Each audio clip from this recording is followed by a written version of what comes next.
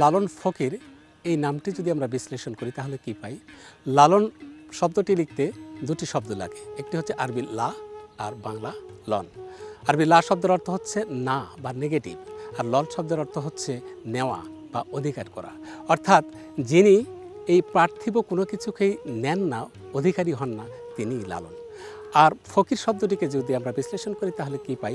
ফকির শব্দটি লিখতে 4টি আরবি হরফ লাগে, ফা, কাপ, ইয়া, রে। এই 4টি আরবি হরফের আবার বিশ্লেষণ আছে। ফাতে ফানা হয়ে যাওয়া, অর্থাৎ মুর্শিদের সাথে ফানা হয়ে যাওয়া, রাসূলের সাথে ফানা হয়ে যাওয়া, আল্লাহর সাথে ফানা হয়ে যাওয়া। এই ফানাটা কিভাবে হতে হবে? কাপতে কেনায়েত, কেনায়েতের সাথে, পবিত্রতার সাথে। তারপরে আমি যখন আমার মুর্শিদের সাথে, আমার রাসূলের সাথে, আমার আল্লাহর সাথে, পবিত্রতার সাথে ফানা হয়ে যাব, কিভাবে ফানা হব? ইয়াতে ইয়াদ, অর্থাৎ তখন আমার ভেতরে প্রতি দমে দমে জিকির করতে হবে, আল্লাহর জিকির করতে হবে। লালন ফকির তার একটি গানে বলেছেন, প্রতি দমে যে করে জিকির তাকেই বলে ফকির। আর রেতে রিয়াজত, অর্থাৎ ফানা হওয়ার পরে যখন আল্লাহর রঙে রঞ্জিত হয়ে যাবে, তখন সেই আল্লাহর দর্শনটাকে যিনি প্রচার করেন তিনিই ফকির। লালন ফকিরের এই যে দর্শন, লালন ফকিরের এই যে ধর্মচিন্তা, এটি তার নামের ভিতর দিয়েই প্রকাশিত, বিকাশিত। লালন দর্শন তথা বাউল দর্শনের উপর গবেষণাধর্মী অনুষ্ঠান অচিন মানুষ অনুষ্ঠানে আপনাদের সবাইকে স্বাগত জানাচ্ছি। আমি ডক্টর আবু ইসহাক হোসেন।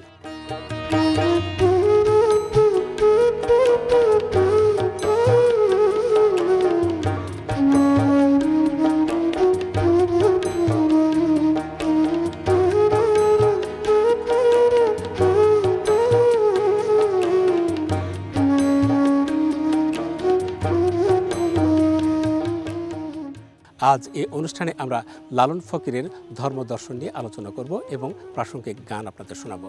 প্রথমেই আপনাদের গানকে শোনাবেন আরিফ চৌধুরী পলাশ। আমরা যদি আরিফ চৌধুরী পলাশের গানের বিশ্লেষণে যাই তাহলে কি দেখতে পাই? এখানে বলেছেন, মন চলো আনন্দের বাজারে। অর্থাৎ এই আনন্দের বাজারে গেলে নিজের ভিতরে হিংসা, নিন্দা, তম যে খারাপ গুণগুলি আছে এই গুণগুলি থাকবে না। এই আনন্দের বাজার কোন বাজার? এই আনন্দের বাজার হচ্ছে মুর্শিদের বাজার, এই আনন্দের বাজার হচ্ছে রাসূলের বাজার, এই আনন্দের বাজার হচ্ছে আল্লাহর পথ, আল্লাহর মত এবং সত্য সুপথের পথ। আমরা যদি সত্য সুপথে চলি তাহলে আমাদের ভেতরে যে কালিমা আছে, আমাদের ভেতরে যে অহংকার আছে, সেগুলি দূরীভূত হয়ে সে আল্লাহর সাথে লীন হবার একটা রাস্তা তৈরি হয়ে যাবে। তখন আল্লাহ এবং বান্দা একাকার হয়ে যাবে। এই গানটির ভিতর দিয়ে মূলত এই কথাই প্রকাশিত হয়েছে। লালন ফকির এই কথাই বলতে চেয়েছেন।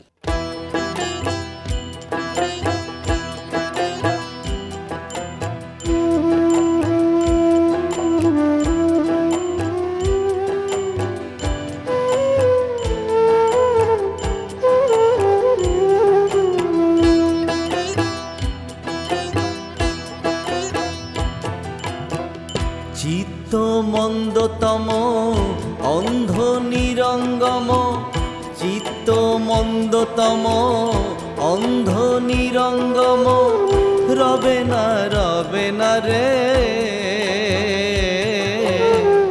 চলো যাই আনন্দের বাজারে, চলো যাই আনন্দের বাজারে।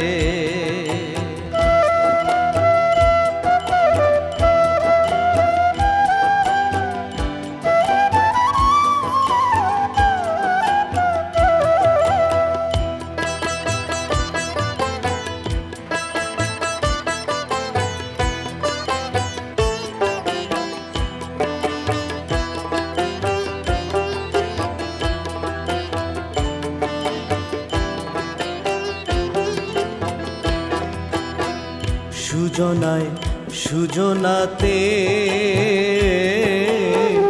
সহজ প্রেম হয় সাধিতে, যাবি নিত্য ধামেতে প্রেম পদের বাসনা।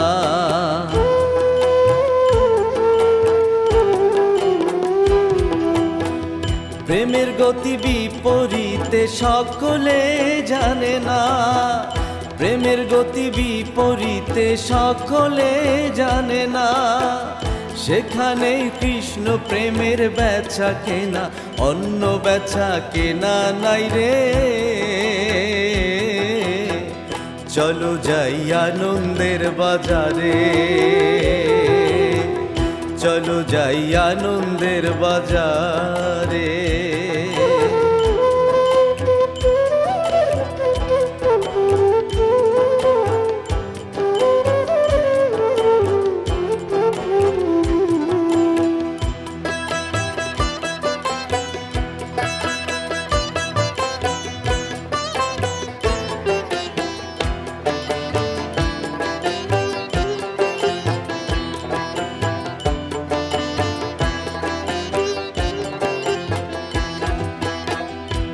সহস্র রাগের করণ,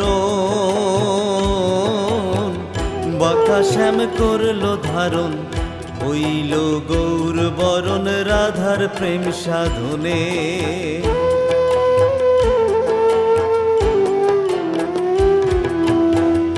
আনন্দে সানন্দে মিশে যোগ করে যে জনে, আনন্দে সানন্দে মিশে যোগ করে যে জনে, সে নিহিত প্রেম অধর ধরা লালন কয় যেতে পারে।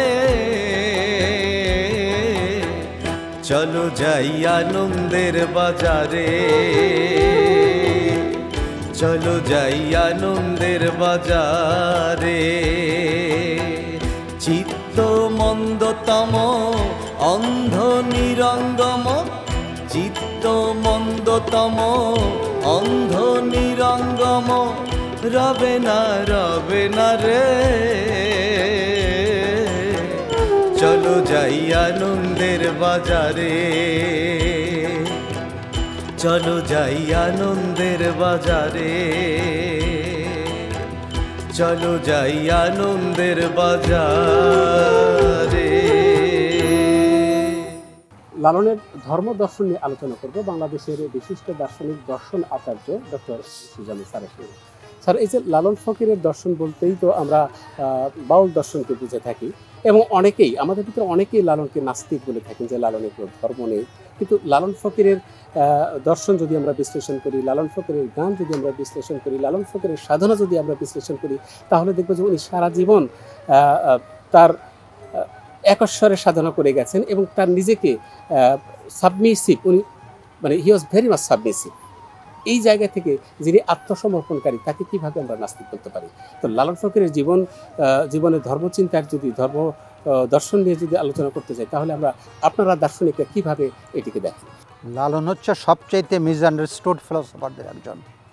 এর একটা কারণ হলো উনি দীর্ঘ জীবন পেয়েছিলেন এবং ওনার আসল পরিচয় গোপন রাখতে চাইতেন। একথা সত্য যে দীর্ঘ জীবনে লালনের দর্শন চিন্তা এবং পরবর্তীকালে ধর্মচিন্তা নানাভাবে বিকশিত হয়েছে, এটা একটি কারণ। দ্বিতীয় কারণ হচ্ছে যে তিনি তো সহজে কিছু লিখে যাননি, ওই সময় ওরাল ট্র্যাডিশন হতো, এবং ওরাল ট্র্যাডিশনে মুখে মুখে যারা শুনতো শ্রোতারা, তাদের উপলব্ধি, তাদের স্মৃতিশক্তি, তাদের প্রকাশ ক্ষমতা, এসব কিছুর উপরে এটা নির্ভর করত। যে লালন প্রথম জীবনে যেভাবে শুরু করেছিলেন, পরবর্তীতে তার আধ্যাত্মিক তথা ধর্মীয় জীবনের আরও অনেক বিকাশ হয়, এবং তিনি প্রচলিত অর্থে, যে অর্থে বাউল দর্শনও নানাভাবে খণ্ডিত আকারে বুঝেছে, প্রত্যেকে তার উপলব্ধি অনুযায়ী তার রূপকে প্রত্যক্ষ করেছে। যে নাস্তিক সে লালনের মধ্যে কেন, সবার মধ্যে নাস্তিক কথাকে খুঁজে বেড়ায়, যে আস্তিক সেটাকে খোঁজে। আধ্যাত্মিক উপলব্ধিতে পৌঁছেছিলেন এবং তিনি পরম স্রষ্টার অস্তিত্বে বিশ্বাস করতেন, এবং তার সাথে মিলনের জন্য তার অন্তহীন আকাঙ্ক্ষা ছিল, যেটা বিভিন্ন পদে প্রকাশ পেয়েছে। সুতরাং যারা এই কথা বলে অসংখ্য, যে তখন লালনের অসংখ্য পদে একথা নানাভাবে বিধৃত হয়েছে, যে তার মধ্যে সেই পরম সত্তার সাথে তার শুধু পরিচয় না, তার সাথে সাক্ষাৎ এবং তার সান্নিধ্য এবং ঘনিষ্ঠ সান্নিধ্য উপনীত হওয়ার এক দুর্বার আকাঙ্ক্ষা তার ভিতরে কাজ করত। সুতরাং এই লোককে আমরা কী করে নাস্তিক বলি? হতে পারে প্রথম জীবনে যখন তিনি অনুসন্ধানের পর্যায়ে ছিলেন, খুঁজে বেরিয়েছিলেন, তখন কোনো কোনো পদে হয়তো সেই উদ্বেগ এবং সে উৎকণ্ঠা প্রকাশ পেয়েছে। এবং আগে যেটা বলেছি, প্রত্যেক দার্শনিক তো তার নিজের পার্টি করে, তারা তাদের ভিতরে ওই খণ্ডিত রূপকে দেখেছে। কিন্তু আজকে পরিণত বয়সে আমরা যদি লালনের একটা সমন্বিত রূপ দেখতে চাই, তাহলে অবশ্যই বলতে হবে তিনি গভীরভাবে আস্তিক ছিলেন, তিনি গভীরভাবে বিশ্বাসী ছিলেন। স্যারের কাছ থেকে যেটি আমরা শুনছিলাম যে লালন ফকিরের ধর্ম চিন্তা খুব পরিষ্কার ছিল, বিশেষ করে ধর্মীয় যে বিষয় আশয়গুলি ছিল, ধর্মীয় যে দর্শনের কথা লালন ফকির বলেছেন, খুব পরিষ্কারভাবে বলেছেন, এবং সেখানে তিনি সবসময় নিজেকে আত্মসমর্পণের কথা বলেছেন। আমরা লালন ফকিরি ঘরনায় যে সাধুসঙ্গ হয়, সেখানে যদি আমরা যাই, সেখানে লক্ষ্য করি যে লালন সবসময় সাধুসঙ্গ শুরু হয় এলাহি আল মিনগো আল্লাহ বাদশালম পানাতুলি, এই গানটি দিয়ে। এই গানটি যদি বিশ্লেষণ করেন, তাহলে দেখবেন যে গানের শুরু থেকে শেষ পর্যন্ত নিজেকে সাবমিশনের এবং সে আল্লাহর কাছে পানা চাওয়ার একটি বিষয় আছে। আমরা দেখব যে লালন ফকির যে রাতে মারা যাচ্ছেন, উনি ওনার সমস্ত শিষ্যদের নিয়ে গান করছেন, এবং ভোর রাতের দিকে এসে শিষ্যদের বললেন, এই তোরা যেখানে আছিস তোরা চলে যা, আমি এখন ঘুমাবো। এই বলে লালন ফকির বিছানায় শুয়ে পড়লেন, এবং তার শয্যা পাশে বসে রইলেন মনিরুদ্দিন শাহ, বিদ্যুৎ সহ আরও কয়েকজন আগ্রাবাসী শিষ্য। উনি ভোর রাতের দিকে মুখ থেকে কম্বলটা সরিয়ে বললেন, মনিরুদ্দিন, আমি আমার জীবনের শেষ গান গাবো। উনি শুরু করলেন, এসে পার করো হে দয়াল চাঁদ আমার। এবং এই গানটি গাইতে গাইতে লালন ফকির দেখে রাখলেন। তাহলে যে লোকটির জীবন শুরু হলো আত্মসমর্পণ দিয়ে এবং শেষ হলো আত্মসমর্পণ দিয়ে, স্রষ্টার কাছে আত্মসমর্পণ দিয়ে, সেই ব্যক্তিকে আমরা কোন দর্শনে, কিভাবে, কোন যুক্তিতে নাস্তিক বলতে পারি? অনুষ্ঠানে এ পর্যায়ে আমরা গান শুনবো লিটু মণ্ডলের কণ্ঠে। আমরা যদি এই গানটি বিশ্লেষণ করি তাহলে দেখি লালন ফকির বলেছেন, পাপ পুণ্যের কথা আমি কারে বশদাই, এক দেশে যা পাপ গণ্য অন্য দেশে পুণ্যতাই। অর্থাৎ এই যে পাপ বা পুণ্যের বিচার করে আমরা মানুষকে সাজা দিতে চাই বা মানুষের অবস্থান নির্ণয় করতে চাই, লালন ফকির বলছেন যে আসলে পাপ এবং পুণ্য এটি একটি সামাজিক বস্তু। উনি ওনার গানের এক পর্যায়ে বলেছেন, শূকর গরু দুইটি পশু খাইতে বলে গেছেন যিশু, তা নিয়ে মুসলমান হিন্দু পিছেতে হটায়। অর্থাৎ এই যে সামাজিক পাপ এবং পুণ্য তার সমাজ ভেদে এবং দেশ ভেদে আলাদা হয়, ধর্মভেদেও পাপ পুণ্যের ধারণা আলাদা হচ্ছে। লালন ফকির বলছেন, ধর্ম যদি সর্বকল্যাণকর হয় তাহলে পাপ পুণ্যের ধারণা আলাদা হয় কিভাবে? তাহলে প্রশ্ন আসতে পারে, পাপ এবং পুণ্য বলতে লালন ফকির কী বুঝিয়েছেন? লালন ফকির পাপ পুণ্য বলতে সেটি বুঝিয়েছেন, অর্থাৎ যেটি মানবতার জন্য ক্ষতিকর, মানুষের জন্য ক্ষতিকর সেটিই পাপ, মানুষের জন্য মানুষ মানবিক হয়ে দেখা দেয় এবং সমাজের জন্য কল্যাণকর সেটিই পুণ্য।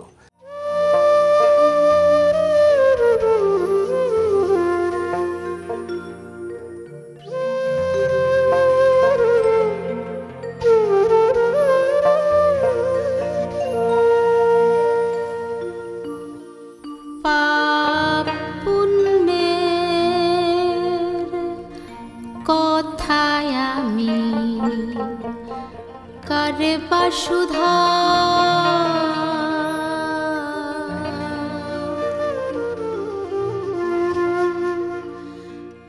দেশে যা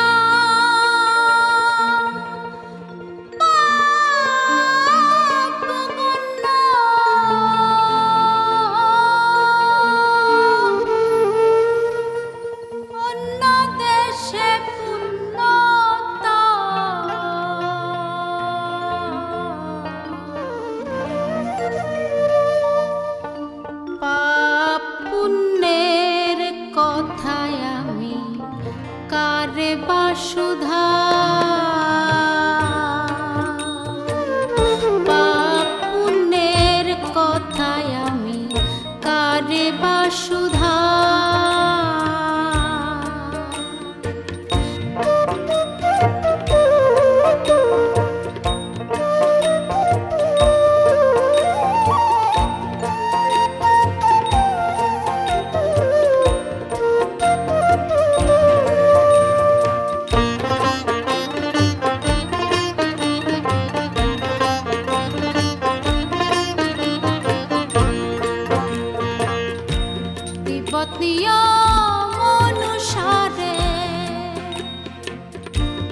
এক নারী বহু পতি ধরে, তিব্বতীয় মনুষারে এক নারী বহু পতি ধরে।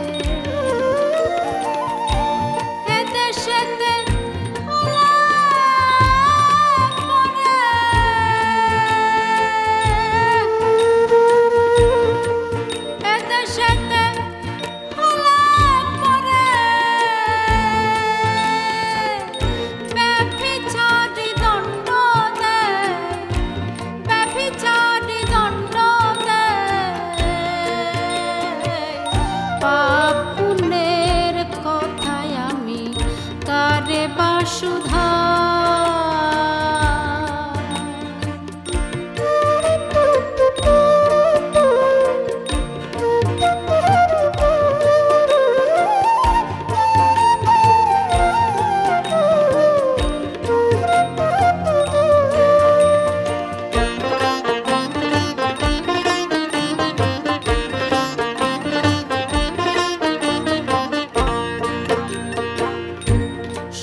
গরু দুইটি পশু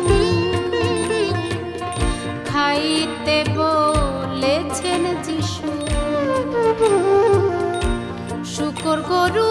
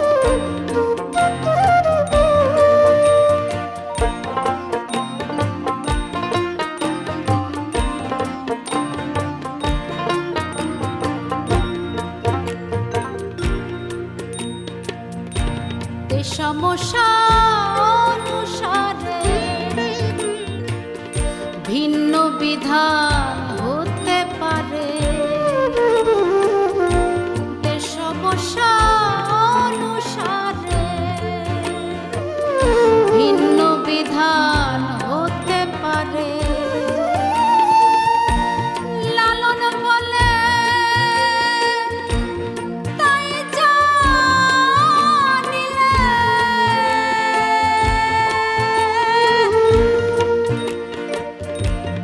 লালন বলে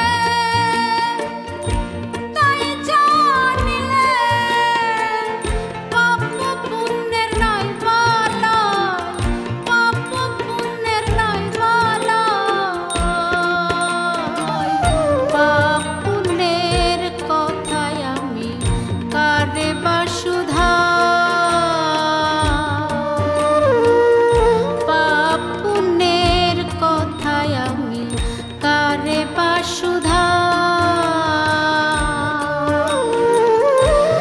এদেশে যা পাপ গণ্য,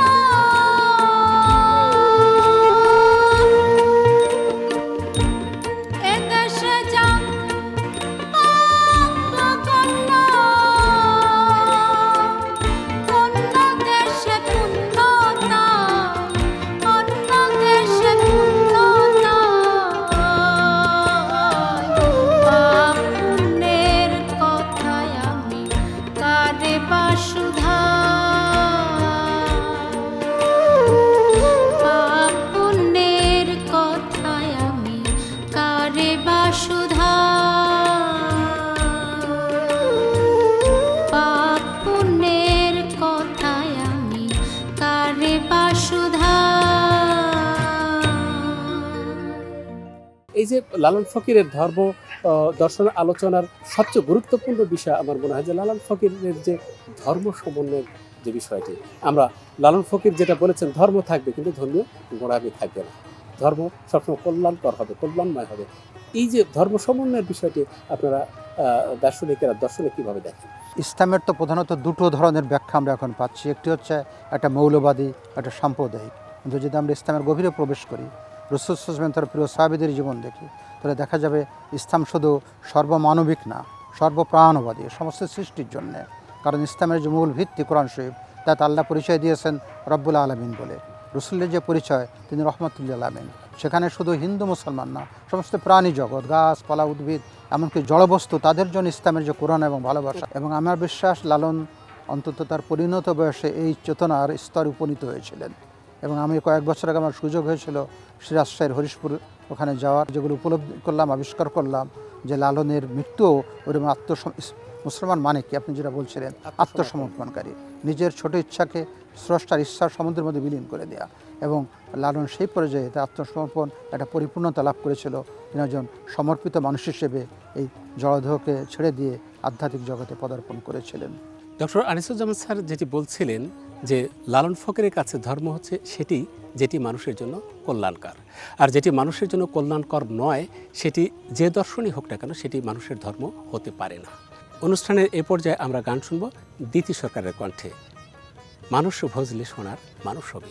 আমরা যদি এই গানটিকে বিশ্লেষণ করি তাহলে কি দেখতে পাই? অর্থাৎ এই মানুষ ভজনার ভিতর দিয়ে আমরা আমাদের সেই সোনার মানুষের কাছে পৌঁছতে হবে, সোনার মানুষ হয়ে উঠতে হবে। মানুষ ভজনার কথাটির অর্থ কী?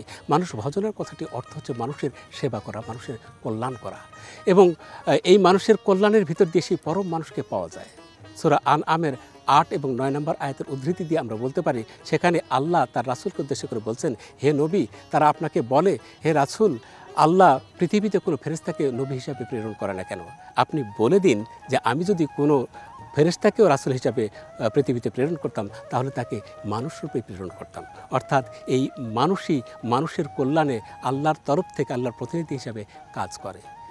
আমরা এই গানটি শুনতে শুনতেই অনুষ্ঠান থেকে বিদায় নিব। সে পর্যন্ত আপনারা সবাই ভালো থাকবেন, সুস্থ থাকবেন। আলেক সাই।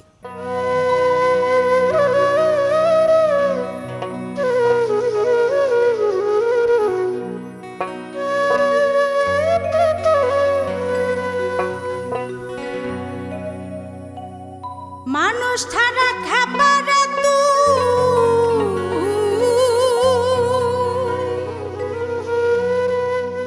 মানুষ ছাড়া খাবার তুই মূল হারাবি, ও তুই মূল হারাবি, সোনা মানুষ হবি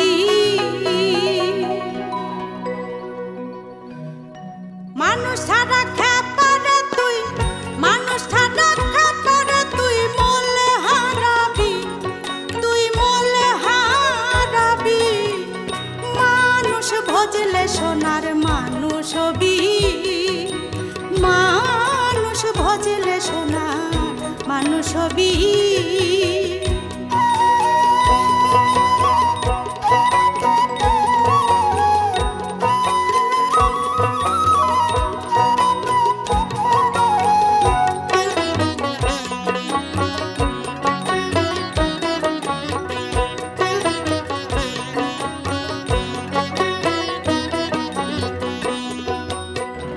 মানুষে মানুষ গাথা গাছে যেমন আলোকলতা মানুষে মানুষ গাথা গাছে যেমন আলোকলতা জেনে শুনে মোরা মাথা জেনে শুনে মোরা মাথা যাতে তোরবি তুই যাতে তোরবি মানুষ ভজলে সোনার মানুষ হবি মানুষ ভজলে সোনার মানুষ হবি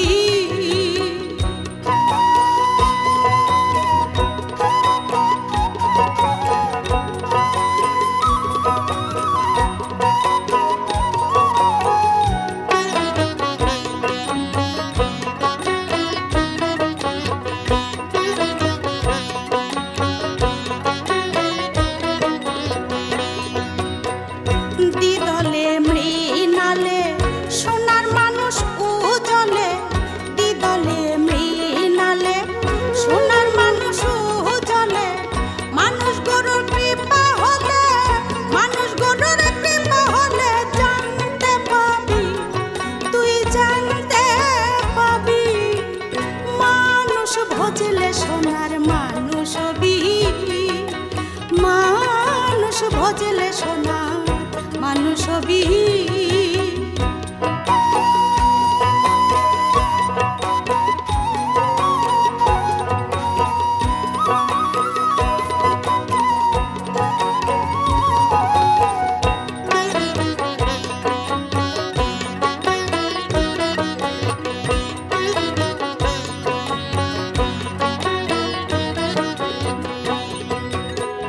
মানুষ ছাড়া মনে রে আমার দেখবি রে সব শূন্যকার মানুষ ছাড়া মনে রে আমার দেখবি রে সব শূন্যকার লালন বলে মানুষ আকার লালন বলে মানুষ আকার ভজলে পাবি তুই ভজলে পাবি মানুষ ভজলে সোনার মানুষ হবি মানুষ ভজলে সোনার মানুষ হবি মানুষ ছাড়া খেপারে তুই মানুষ ছাড়া খেপারে তুই মলে হারাবি তুই মলে হারাবি মানুষ ভজলে সোনার মানুষ হবি মানুষ ভজলে সোনার মানুষ হবি মানুষ ভজলে সোনার মানুষ হবি